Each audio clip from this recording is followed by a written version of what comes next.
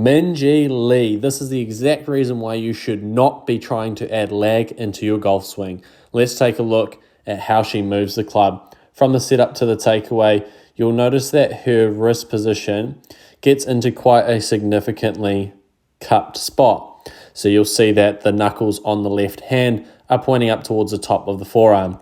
And what that's going to do is it's going to open up that club face, and you'll see that the leading edge of that club face is not exactly lined with the spine angle. As she takes it up to the top of her backswing, that wrist is still in extension or a cupping motion where the knuckles are twisted to the top of the forearm. As she gets to the top of the backswing, in this position here, it's still in a cup position, but I want you to really take note of how that left wrist, so that glove hand, works in transition. You'll start to see that it will flatten out, and that club face, as a result of it, will get stronger. So you'll see at the top of the backswing that this wrist position is actually quite flat. Now what Minjee does from the backswing to the downswing is the crucial part of her golf swing, and it's the reason why you should stop trying to add lag into your game. So just take note of how this club head travels in transition. So it's in this position here, it works up. So it's almost like she's releasing her angle. So she's almost getting rid of the lag, and that's allowing that club head to shallow and get behind her body and be in a position that where she is able to rotate her body in a really efficient way so that she can strike the golf ball as consistently as she does. Now let's just take a look at that transition move again. You'll see there, from that position there, that club head works significantly up.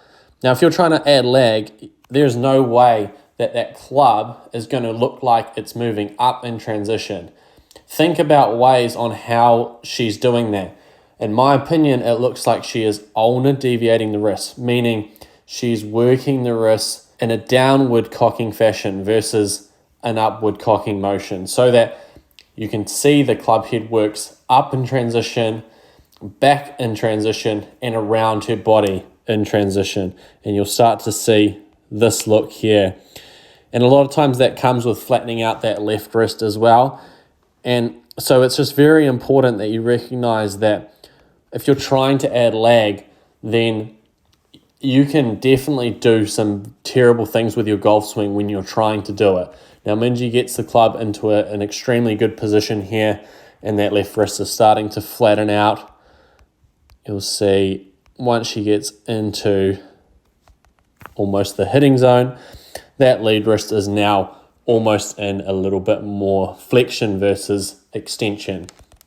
And you'll take note of that club face, that leading edge is starting to tilt down, or that toe starting to point down. Her hips have rotated an extreme amount, and you'll start to see that the chest will go with it. But the big thing about Minjee's swing is that you've got to recognize that some things that you've been told before from other players, from other golfers, might not necessarily be true. Adding lag into your golf swing can be very detrimental. Minjee does an extremely good job of hitting the golf ball and being one of the best female golfers on the planet, and she's making an absolute boatload of money, and she's not adding lag into her game. So you've really got to be critical about the way you think about these things, and it's important to not take everything verbatim. You need to question what you're being told and see if it's going to work in your game, and then hopefully you'll be able to play the best golf that you possibly can.